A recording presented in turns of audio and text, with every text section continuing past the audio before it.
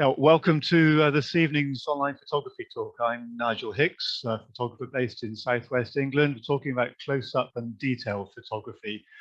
So basically trying to come in close on small things or trying to create patterns from perhaps slightly larger things, and talking about the techniques involved in that and some of the equipment that you might use, certainly for macro photography anyway.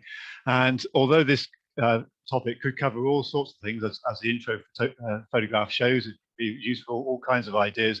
Most of the images I'm going to show you tonight are actually about wildlife photography in terms of both plants and animals, simply because that's most of my material that I have available to show you is of that, rather than of inanimate objects like we have here.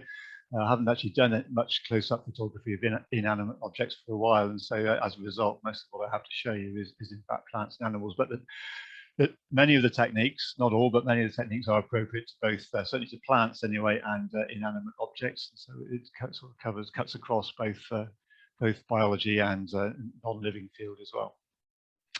So first off, just patterns, a few photography about patterns.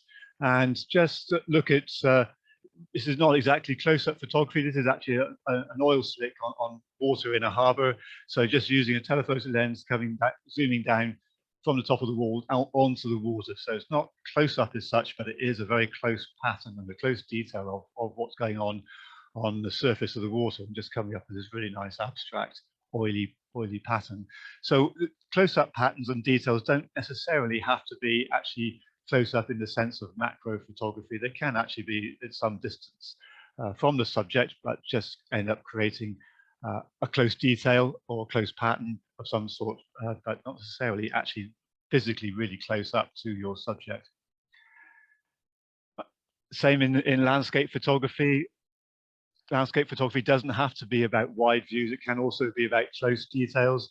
Again, this is taken with a telephoto lens, just me standing on the beach looking down at something just in front of me and just capturing a really tight pattern, a really tight detail. In this instance, water surrounding an area of sand, wet sand at low tide, and then the water rippled up or ruffled up by quite a high wind.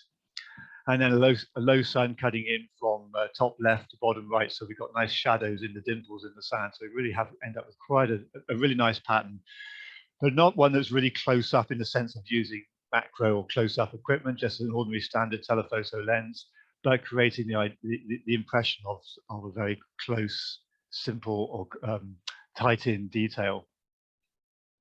Something that's perhaps not quite, is actually closer in. It is closer in, but it's not still not really actual macro close-up photography. Just the detail of an anchor on a boat, just really coming in close. This is the sort of thing I really like to find. It's don't want to just photograph just boats all the time, but actually really small, tight details within the boats, just things which make a nice pattern, or which make a nice graphic, and which have a good color combination. So here we've got sort of turquoise against rusty brown, reddish brown, and then a pattern of circles and diagonal lines, which all come together, in my view, to make quite a nice pattern. And that is taken with just a standard, or my standard lens, 24 to 105mm lens, just looking straight down onto the top of the boat, and using a fairly narrow lens aperture f/14 to get a fairly large depth of field. That is the amount of pictures that's sharp from the nearest point to the furthest point, because as you come in closer to your subject, so your depth of field gets smaller and smaller, and that's really important when you get to actual true, genuine macro photography. And then something else that I quite enjoy is these really simple, small patterns and details. Here, just a curl in a little piece of rope lying on top of a rock. I didn't arrange this at all. This is exactly as it was, lying next to a boat that was in a cove. And I just really like this simple little pattern, just sort of using, again, a standard sort of lens, 24 to 105, looking straight down and just coming in on this little detail. So no need for any sort of special macro equipment or anything, no need for any special lighting. I'm just photographing on a fairly cloudy day with some nice flat lights. And again, f/16, a very narrow lens aperture, in order to make sure that whole curl in that rope is sharp, along with the rock behind that rope as well. Just a really simple little pattern. And then coming in closer still, we're looking at really at sort of macro close-up details using a macro lens or an extension tube, and just really on a close detail of a chessboard, obviously, just completely inanimate objects, but using really low angle and very coming in very close, just a couple of centimeters away from that king, and quite a shallow depth of field. You see how small the depth of field is. The king is mostly sharp, but even the front leading edge of the king is a little bit blurred, and then the queen behind is quite blurred. So this is around about f8. So around about f8. It is f8. So coming in closer, even at f8, the depth of field is absolutely minute using a macro lens. This is under artificial light, artificial ambient light. I haven't used any flash at all. And then back to the image that we started to show with, again, coming in really close using a macro lens, again, f8. So we've got very shallow depth of field, just the front of those dice are sharp, and the head of the snake in the front. So it really sets the idea up that this is a game of snakes and ladders, and everything in the background is completely blurred. So the both the snake and the dice really come out as being the main subjects of this picture. Lighting is again, it's ambient light, but it's coming in harshly from the left and low, so that just the front of the dice is illuminated. Even the top of the dice is not illuminated, except for a little bit cutting across on the dots there. And you can see here the shadows here on these dots as well. So really setting up a very harsh angle on those dice. So a simple image just taken with a macro lens and a relatively wide open aperture with the camera on a tripod, because we're in just ambient artificial light, so light levels are not particularly high. So we're using quite a long exposure. I'm not sure what it is actually, but it's quite a long exposure in artificial lighting. However, most of the time when I'm talking about macro or close-up photography, it's animals and plants. So starting off with animals, it's always, when you're photographing insects like this, a dragonfly, of course, they're constantly on the move, so you really can't use a camera on a tripod. You're always hand holding, and that requires some special techniques with a macro lens or an extension tube. And you're always on the move hand holding with that, and it takes sort of a certain amount of practice and skill and technique to actually know how to shoot in that way, and that's what we're coming onto in just a moment. This is, as I say, it's handheld. It's 160th of a second using a 100mm macro lens, and it's f/8 again. So depth of field is pretty small. We're sharp on the body here and sharp on the eyes. We can see already that the hair's down here, and the legs back here are starting to go blur out. These forelegs are quite sharp, but the hind legs are quite blurred already. So just showing that depth of field really is at most 1 centimeter. So it's absolutely minute when you're really this close and you're using a fairly wide aperture f8. And then plants are much more likely to, as with inanimate objects, put the camera on a tripod and shoot that way. So especially if there's no wind and it's not moving around. If there's wind and the plant is moving, then you might just as well shoot handheld a lot of the time, as you would with insects and so on. But if there's no wind and the plant's not moving, you get much better results if you can put the camera on a tripod and just take your time to actually line the shot up and get a reasonable depth of field. Although actually that said, I can see that the depth of field on this one's only 7.1, which might explain why, although this petals on these flowers are sharp and the hairs are beautifully sharp, the flower in the background here is actually a little bit soft already. So it would have been nice to actually had perhaps a narrower lens aperture to get a slightly bigger depth of field, so that flower would be sharp with the background still completely blurred. But that was a tripod mounted picture. The animal shot obviously is handheld. Now what's coming up next actually is a little video. It's about, well, it's not so little, it's 15 minutes long, which describes some of the equipment that I use. It's sort of a basic introduction to some of the equipment that I use for macro close-up photography, and hopefully it'll sort of if you're struggling with an intro to how to get started on this will help, I'm sure.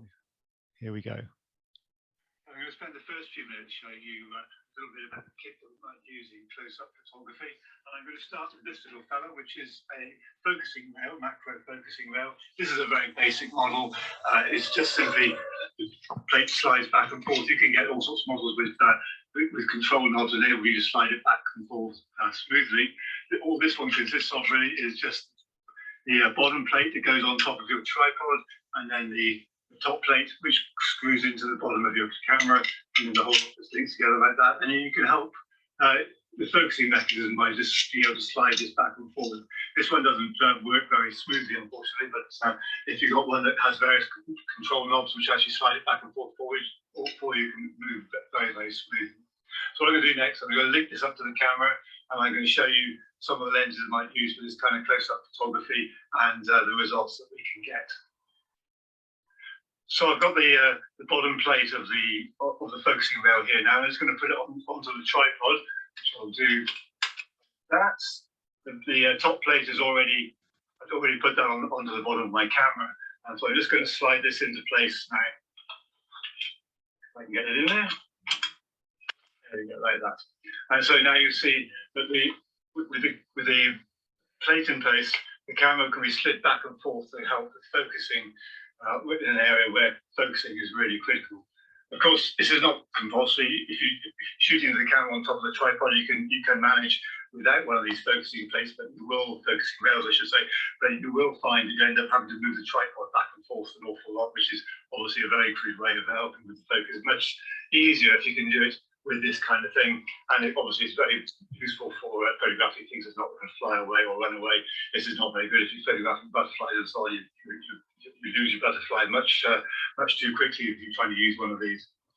So the next thing to consider, if I take this off the top of the tripod, is now the lenses we might use for this kind of close-up or macro photography. The first thing to look at is, one of the best pieces of kit to use is a dedicated macro lens. This is a 100mm macro lens. So it's especially designed to actually be able to focus within a very short distance. So most telephoto lenses, of course, have a minimum focusing distance, which is a bit of a problem for close-up photography. Just use an ordinary telephoto lens, you simply cannot get close enough to your subject because of the lens's minimum focusing distance.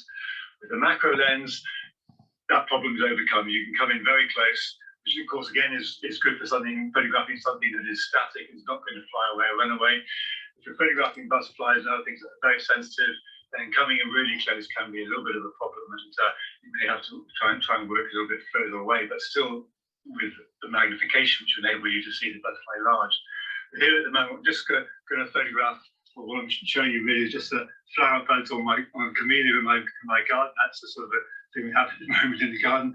And I'm just going to show you a few lenses. This is the macro lens.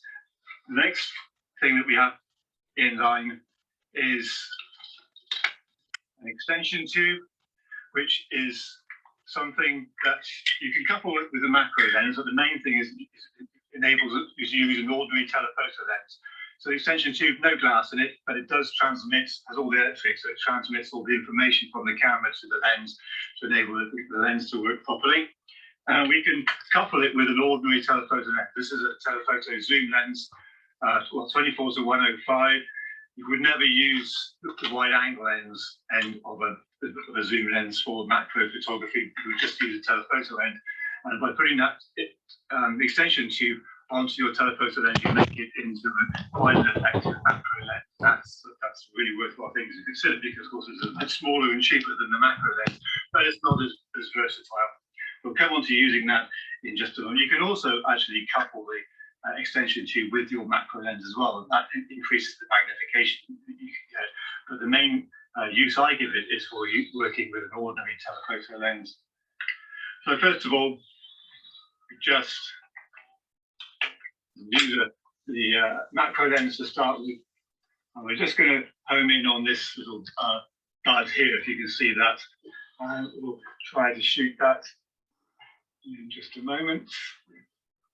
Now, because it's a dedicated macro lens, the autofocus works well all the way through its range. You can right close up. I can move the camera in a little bit closer if I want to, and then reset focus on the autofocus on the camera, and then I can fire away. Because you're going to be using quite a slow shutter speed, so I'm going to use a remote trigger so I don't make the camera shake. My exposure time is in fact 1.3 seconds at f16, so it's going to be quite slow. And that's the picture taken. So that's one of the approach with the macro lens. Inevitably, coming in close. It's quite a cloudy day, so light levels are low, exposure times are going to be quite long. You need to have the lens aperture quite narrow, f16 in this case, because your depth of field when you're shooting macro is absolutely tiny. Cloudy day is actually ideal for macro photography because we've got bright sunlight. You're homing in on a tiny area. Any area of deep shadow or bright highlight will really dominate the picture and mess the picture up. So a nice soft flat light like I have this afternoon is a really good way to work. So that's how you take a photo with the macro lens. It's very straightforward, very simple. Just have to come in nice and close. Use the focusing rail to help you focus if necessary, and then just the autofocus on the lens. Now what we'll do is take the same picture with a telephoto lens combined with the extension tube. We'll just swap this over now.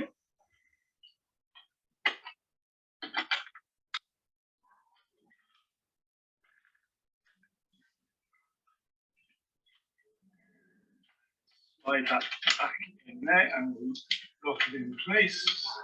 Try to. There we go. And we can, as I say before, we can slide this back and forth to help us with the focusing. And one thing to realize with this kind of thing, firstly, the camera on the tripod, you turn the image stabilization off. Also, when shooting macro with a telephoto lens and extension tube, best to turn the autofocus off.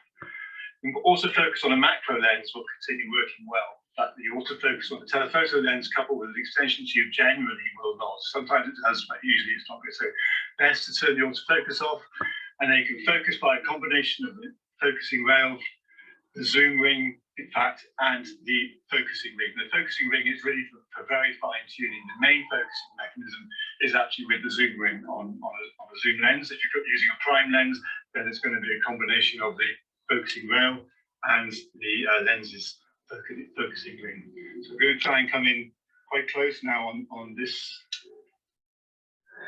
media bud here, and we'll slide in on the rail, and I'm going to, okay, so I can, I had it set at 105 millimeters to start with, and I had to zoom outside to get the lens focus. But if I can't use the focusing ring as well, okay, so now I can actually focus with the lens at 105 millimeter, and then I can focus using a combination of this rail and the focusing rings to come out looking absolutely fine. Let me just, now, always good to turn the camera on, things work much better then. So again, F16, and again, it's 1.6 seconds at a time, there's just the same light color, just the same, and we'll see the picture come up. And it's a little bit bright, so I'm going to shoot that again with a little bit of underexposure.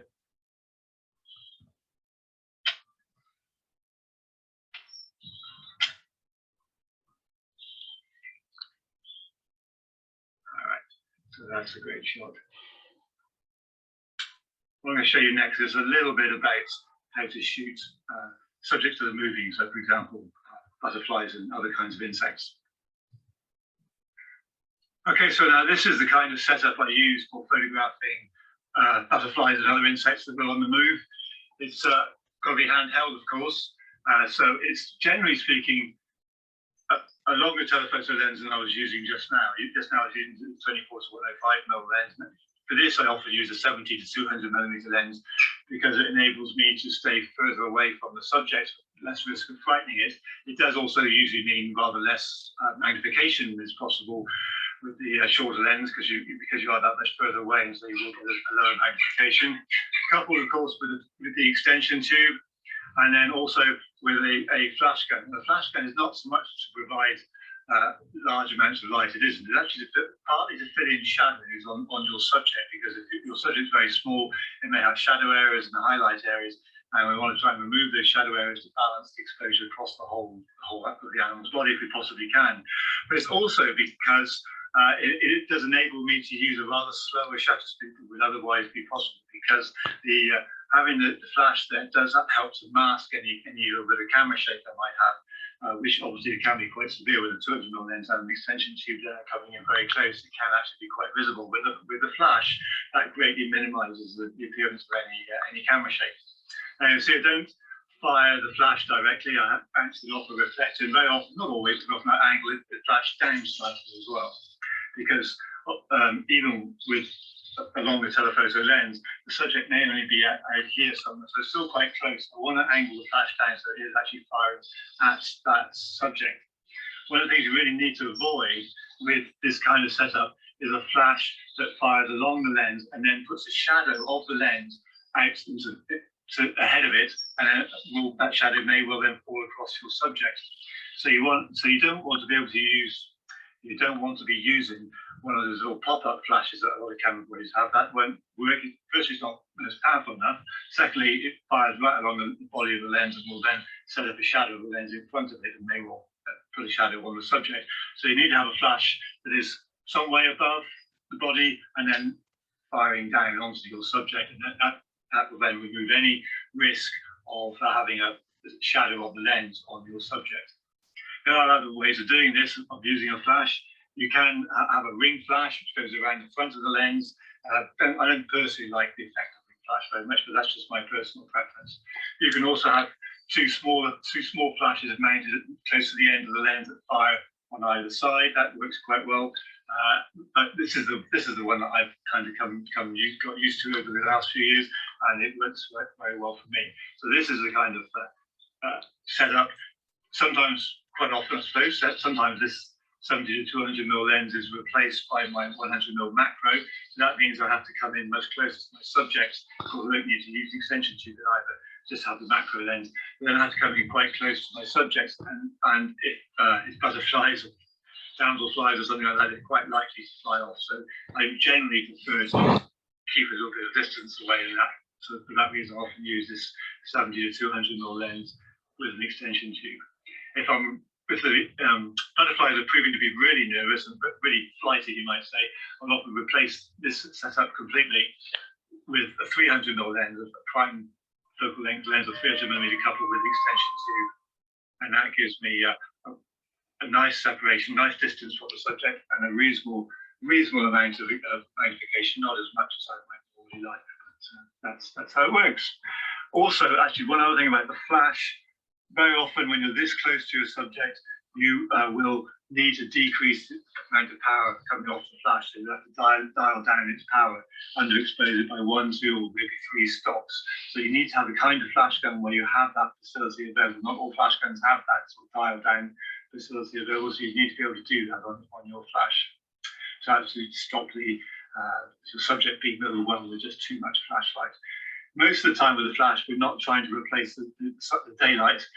Usually we're trying to have this balance with the daylight. But there are occasions where the flash does become the main light, and then in those situations, your subject will be lit up, but anything behind it, the background will be quite dark and may even go completely black. So I think that really, it kind of summarizes the actual sort of theory of and the setup of what I do. Can't really demonstrate it today, unfortunately, because there's hardly anything flying around in the garden. A few birds, but no insects. All right, that's about it for now. Thank you. So I'm going to spend the first. Sorry about that. It was got a bit of a double then. So hopefully, that was a useful introduction to the kinds of equipment that I use and the techniques I use. It's that's not complete by a long way, but I don't want the video to go on for too long. But that will that hopefully will give you some ideas of sort of a basic setup to actually get you going with macro photography.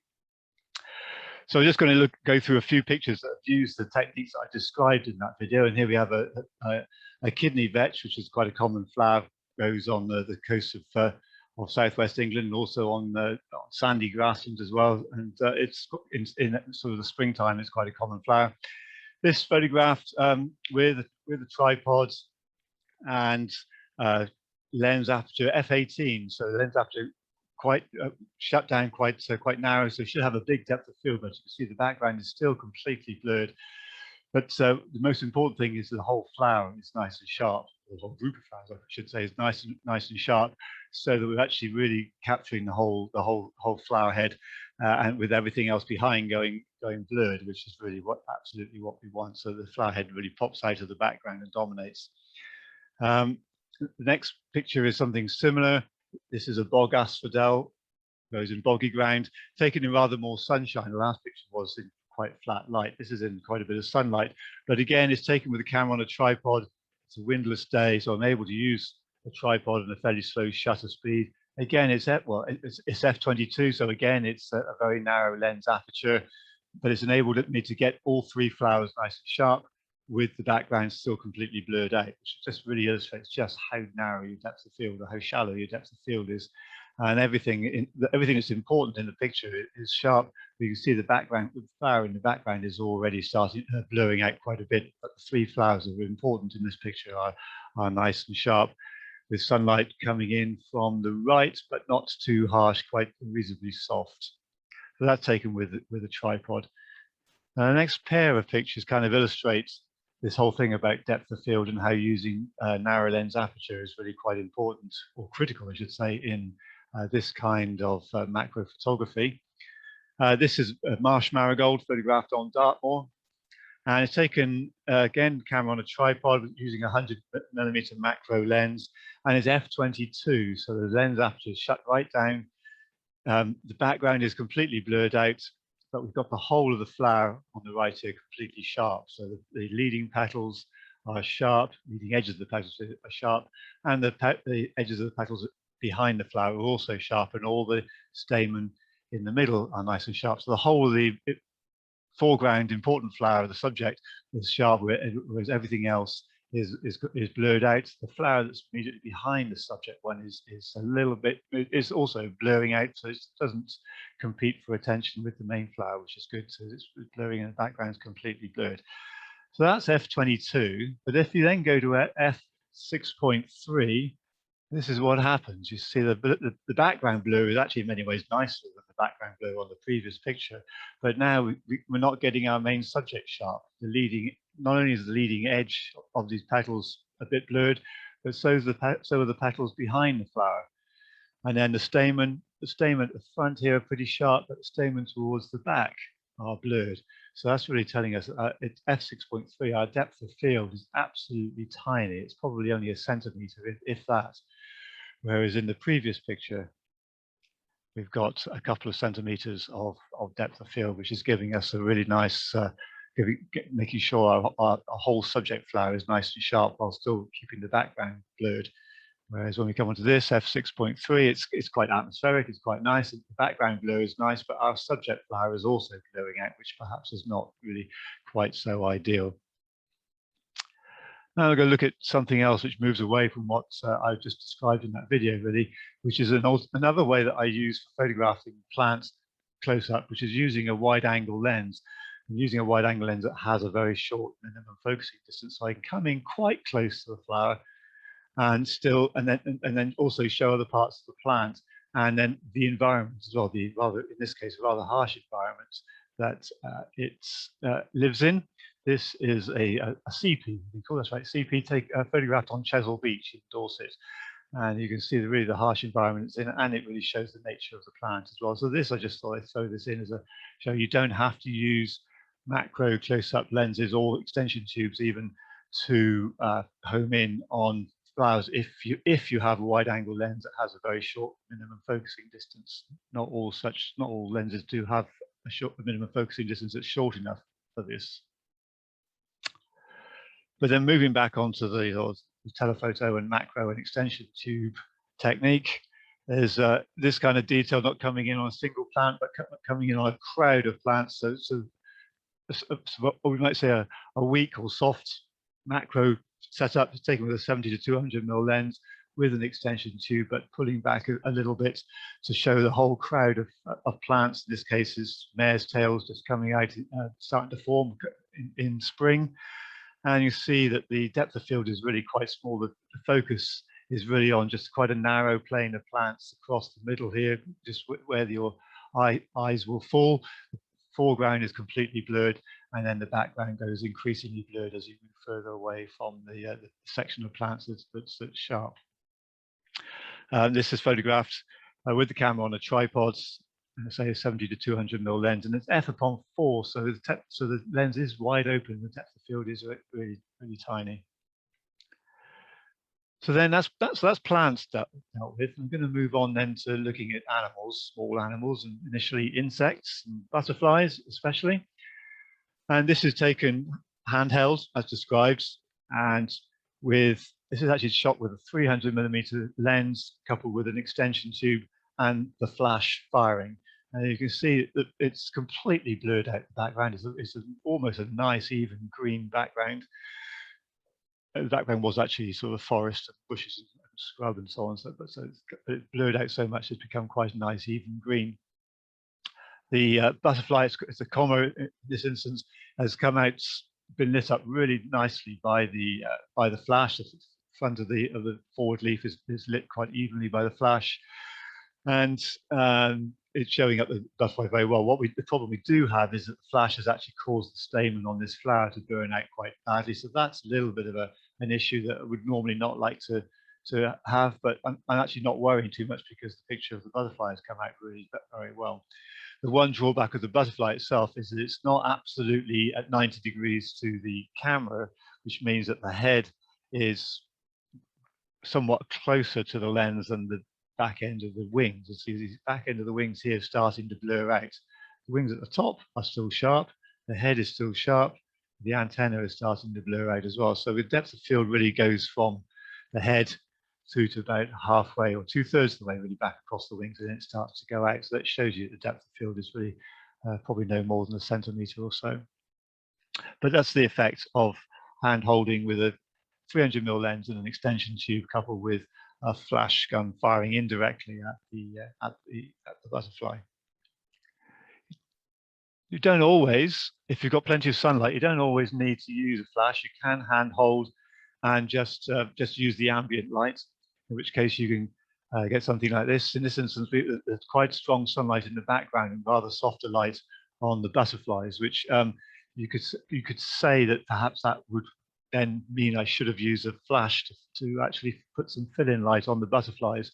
I didn't do that in this instance because a flash gun firing onto something that's white is a recipe for a little bit of disaster, because that white will often burn out, and it's often better to play safe. If there's plenty of ambient light, it's often better to play safe and not fire the flash if you can help it. This actually this is a pair of tropical butterflies. They're called grey glassy tigers, and they're quite a common butterfly in Southeast Asia. These were photographed in the Philippines.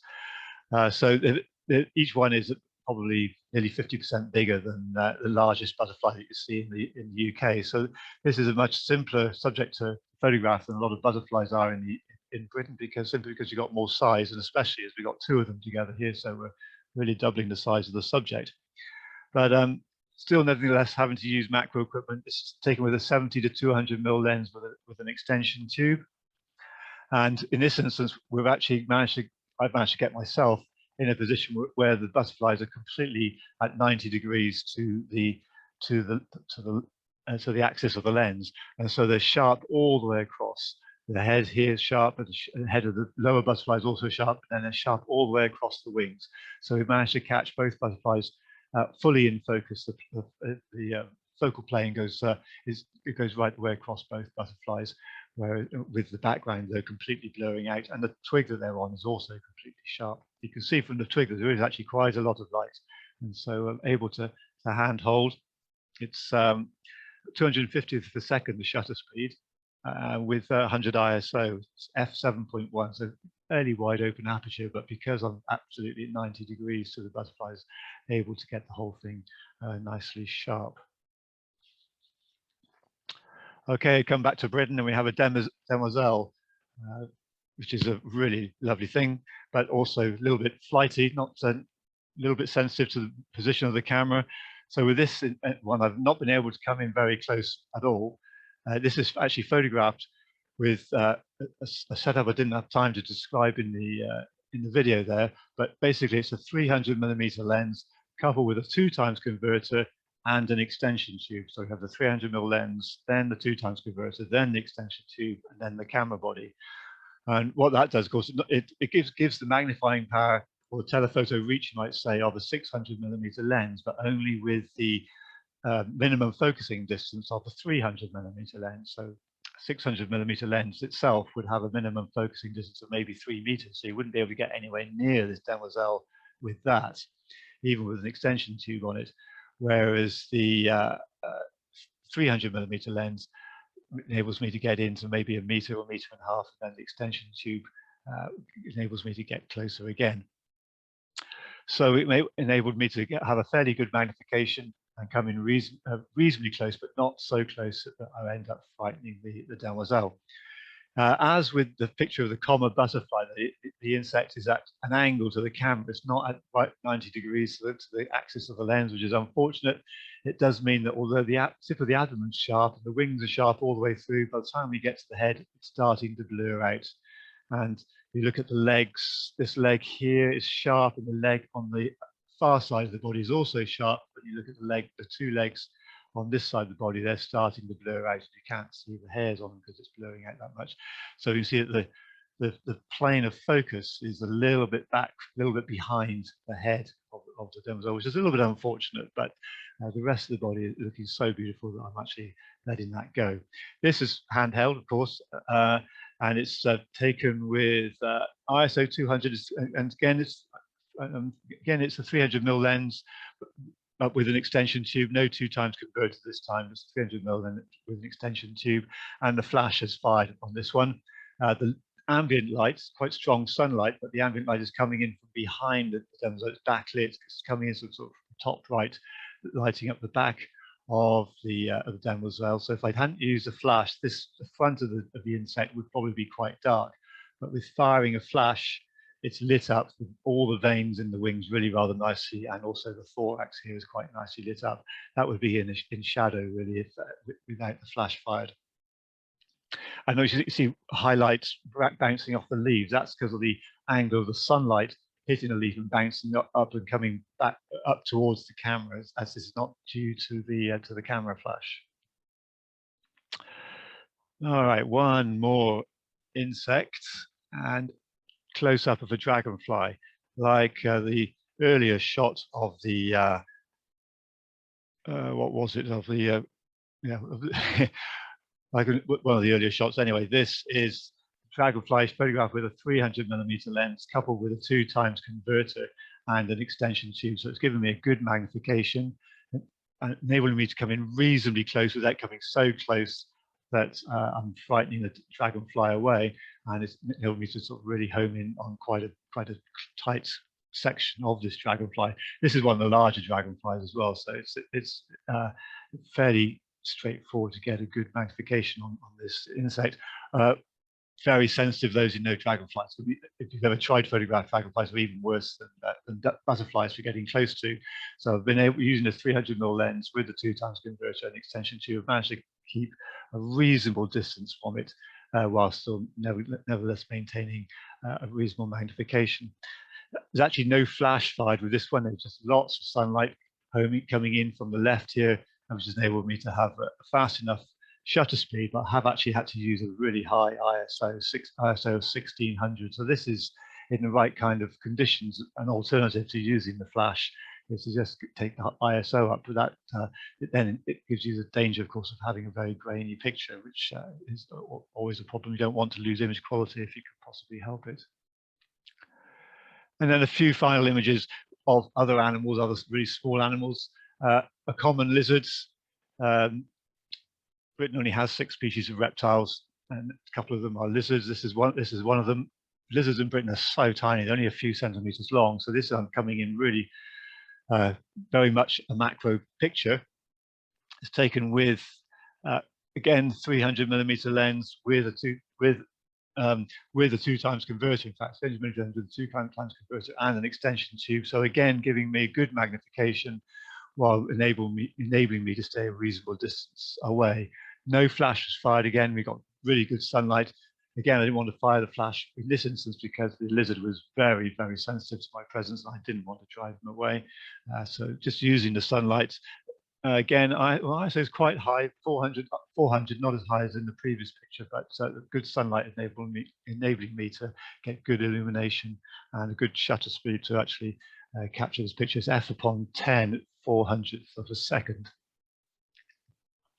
I've come into something else, a slow worm, which is obviously a common resident in our gardens, and this is taken with a 100mm macro lens.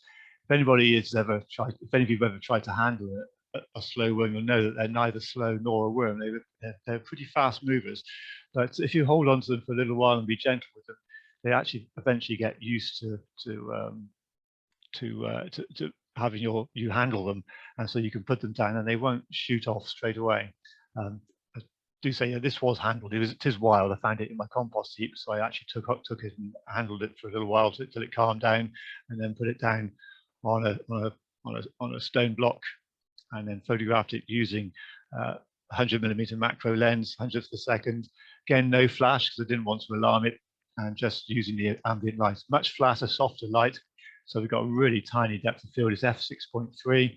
So just the head is sharp and a little bit of the body here, but then the coil of the body in the background is completely blurred out, and the tail coming around on the left here, that's still quite blurred. Nothing like as sharp as the head, but having the head sharp is the most important thing.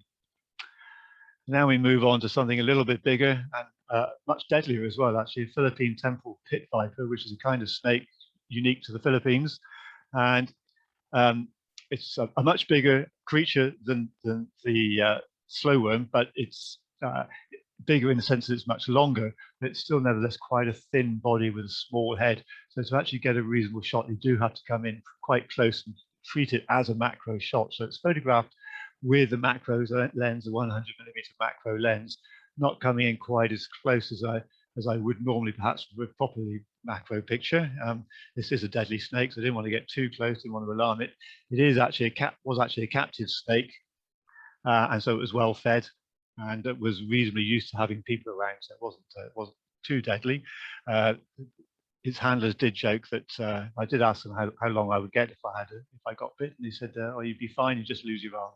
Anyway, photographically, nice sunlight. We've got strong sunlight coming onto the top of the body. Background is in complete shadow. Top of the body is actually burning out. There's so much sunlight there. The side of the snake would have been in shadow had I not used flash. So there's fill-in flash going in there just to really light up those green scales beautifully. And quite a slow shutter speed, 50th per second, and f11 to give me a fairly big depth of field to make sure the whole of that body is sharp.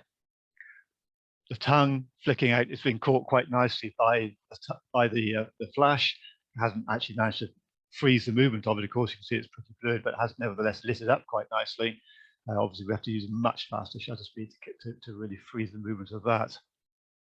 But it has shown it up nicely, and this whole area has been lit up very nicely by the flash. So going to finish off one last picture, really, to move away from creepy crawlies and nasty reptiles. Going to end up with a nice, cute mammal, although it is a mouse, so it might alarm some people. This is a harvest mouse. Again, this is a captive animal. You're going to find it take forever and a day to find a harvest mouse out in a field somewhere and get a close photograph like this. So it is a captive animal on an ear of wheat, photographed with a macro lens, because obviously harvest mice are pretty small and you need to come in very close to actually get a shot that really homes in on their face like this. So 100mm macro lens. I haven't fired a flash at all because I didn't want to run the risk of alarming the animal, although I think this animal was actually used to having cameras pointed at it, so probably a flash might have actually been okay, but I didn't really want to run the risk of making it jump and run away.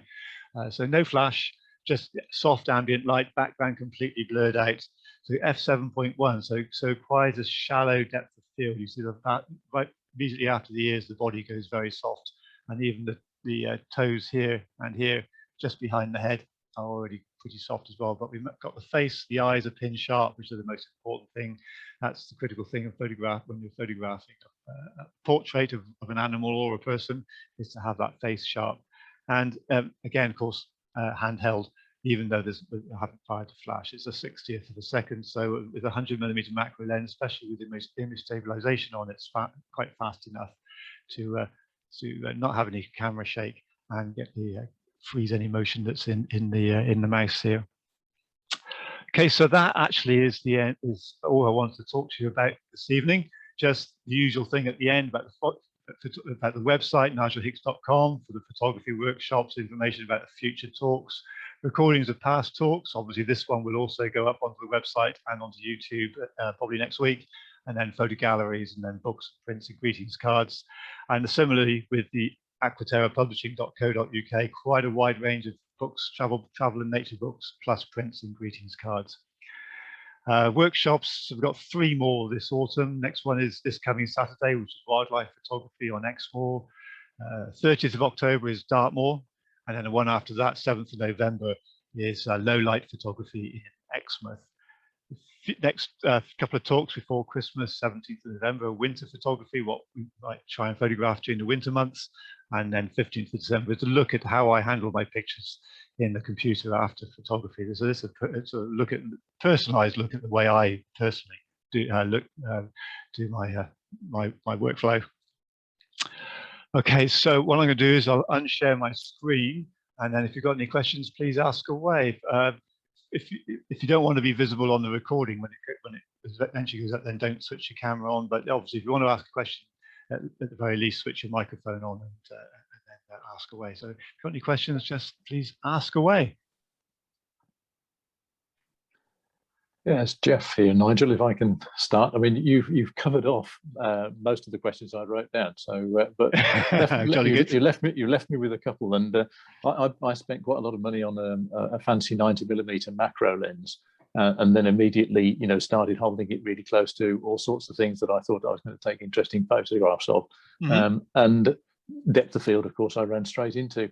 And I ended up finding that I was better to stand back with said macro lens. It was a 90mm to actually, go back a meter or meter and a half or something, and overcome the urge to say it's a macro lens. I've got to put it right into my subject, and then go cropping. And then, of course, so I just wondered how you've talked quite a lot about various focal lengths, but I actually ended up finding I had a little bit more success with standing back and cropping. And the quality of the lens and, etc., still enabled me to get some pretty good images. Any thoughts on that? Yeah, it's certainly one way to go, that's for sure. If you, as you say, move back a meter or so, then your depth of field will increase. I mean, the closer you come into a subject, the smaller your depth of field becomes. So focusing and your lens aperture become more and more critical as you come in closer and closer. So, that's... It's a difficult one. It's a difficult balance to make. Obviously, if you've got a camera which actually has a very high pixel count, so you get large files, then cropping is absolutely a really good way to go. So I wouldn't criticize anybody for doing that at all. I think it is actually quite a useful route, and I do it myself from time to time as well, especially if I've got a subject that is either very nervous, or say if I'm trying to photograph a plant that is blowing around in the breeze, then sometimes that's, or an insect that's blowing around in the breeze, and sometimes that is actually a better way to go. Okay, cheers. Anybody else got a question? Yeah, can I follow up on Jeff's question about cropping, please, Nigel? It's just the how much will it stand, or does that just depend so much on the sensor you've got? It's would you sort of crop no more than 75%, 50%, or? It does really depend very much on how many pixels you got on your sensor, I suppose, and what the end usage is going to be for the picture. If you're going to just make if you just want to look at it on the computer screen, or if you're going to make simple prints, then you can probably crop more. If you're going to put pictures into a book or make posters, then you may not want to crop quite as much. So I don't think I rarely crop more than 50%. I'm usually only 20 or 30%. So I'm a little bit conservative. I tend to leave more space around my subject rather than cropping too far. Okay. That's what you're welcome. Yeah. Anybody else? Hi, Mark. We noticed on some of your flowers they were off center. Okay. Is that composition? Is that deliberate? I mean, obviously it's deliberate. Is it composition? Yes, that's compositional, the law of unequal thirds, so to speak.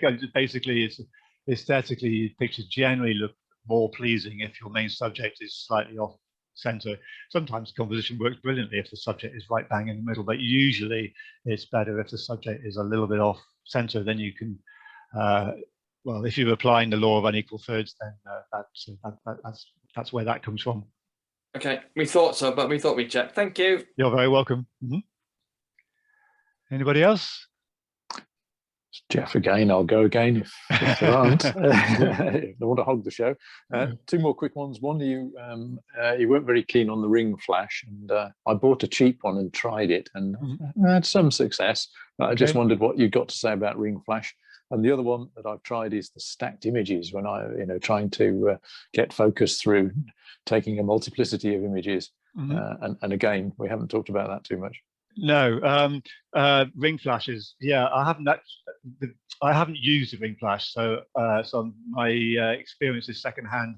It's just looking at the results that I've seen from pictures taken with ring flashes, and it just seems to me that they give quite harsh highlights on the subject, and put strong shadows around the edges.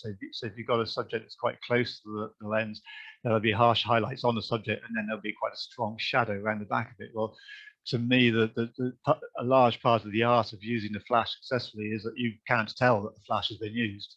And so a part of that is not having harsh highlights, not having strong shadows, or not having any shadows, hopefully.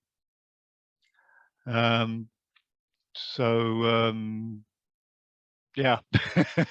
And stacking was the other one. I was just laughing because there's a message come up from somebody saying no macro lens has yet been built that get me that close to a venomous snake. You're quite right. One does all sorts of weird and wonderful things when you're trying to do a project that really needs to look good. So I had two people standing close by to either grab me or the snake, depending on what needed to be got out of the way if necessary. So anyway, so your second half of your question was about stacking. Yes, I was actually going to include stacking in tonight's talk, but I just did not have the time to go and do some stacking pictures and experiment enough to actually be confident enough to really talk fully about it. The stacking I have done has not wildly impressed me, but perhaps that's me and my technique. I don't know. Perhaps I need to take an awful lot more images and stack a lot more images than I have done up till now. I don't know. I need to look into that in more detail. Obviously, it may well work well with subjects that are completely static, such as inanimate objects or plants with no wind. But any subject that is moving at all, or if you're hand holding and you're moving, it's not really going to work very well. Excuse me, I'll tickle my throat. So wouldn't generally try and do it with any kind of animal macro photography, but for inanimate objects or plants without any wind, then it may work if you're really shooting enough stacked images. Okay, cheers. You're welcome. I think your experience matches mine. Okay, all right, great. But I need to try harder. Well, likewise, I do need to make more time for sure to actually research this properly and in more depth. Anybody else with questions? Nigel, it's Mandy. Hi, Mandy. When you're the previous gentleman that was talking about stacking, Right. I've never tried it, but with a focusing rail, would you lock your focus on the subject, take your shot, and then incrementally move your camera back 1 millimeter at a time and take each shot and then stack them? No. If you do that, you will change the magnification, so you'll change the size of the subject in the frame, so you won't be able to stack the images there. You just need to, gosh, what is the best way to do that? It's probably best to turn the focus. Turn the focusing ring. That won't change the magnification. So if you turn the focusing ring to actually focus on part of the subject that's a little bit further, or a little bit further away, or a little bit closer, that will change the focusing point, but without changing the magnification. Right. Okay. Yeah. Right. Okay. I'm just trying to get it in my head. That's all. Thank you, Yeah, Nigel. it's okay. The critical thing is not to change the magnification. If you move the camera, you're going to change the magnification. And if you're using a zoom lens, if you turn the zoom lens, turn the zoom ring, I should say, then you're likely to change the magnification as well. So that's something you really want to try to avoid. Yeah. Right. Okay, Nigel. Thank you. You're very welcome. Anybody else? Yeah, Nigel, it's Jim. Hi, Jim. As you know, I've got a bridge camera. Right. Therefore, I can't change lenses. Oh, right. Yes, of course. What I've found is that you can buy close-up filters that you screw on the front of Yeah. the camera. Yeah. I've got a set, and I have tried them, and they work quite well. Yeah. I must say, I'm quite pleased with the way that they've turned out. Yeah, you're absolutely right. You can get what's called close-up lenses, which are not actually lenses. Well, they are lenses, but as you say, they're like filters which screw on the front of an ordinary telephoto lens and give you quite a very cheap and quite effective close-up stroke macro facility. I used to promote them, but I've stopped in recent times because once I've looked at the images really closely on the computer screen, I see there's actually quite a bit of chromatic aberration on images taken with even a very good close-up lens. So for someone like myself who's in stiff competition with other very high quality photographers and high quality images trying to get into magazines and agencies and so on, I can't actually use those images anymore. But if you're not if you're not absolutely trying to get tip-top image quality, then some of the best close-up lenses, those filters that you screw on the front, can be quite an effective way to go. That's true. Yeah, I did find that the +10 gave me quite a bit of distortion. Yeah. Okay. Distortion or chromatic aberration, or both. Yeah. Both probably. Yeah. Yeah. So yeah, you do have to treat them with some caution, that's for sure. But yeah, as an intro way, and also in your situation not being able to change lens, then they're quite a good alternative. Yeah. Okay. Anybody else? Yeah. If nobody else has got any questions, I'll sort of close the meeting. Thank you very much. I hope you enjoyed the talk this evening, and I'll see you in 4 weeks in November for the next talk about winter photography. The recording of this talk will go onto YouTube and then onto my website, hopefully next week sometime. And I'll let you all know when that's done and the recording is available. So thank you very much for coming along, and see you all again soon. Thank you very much. Bye. Thank you, Nigel.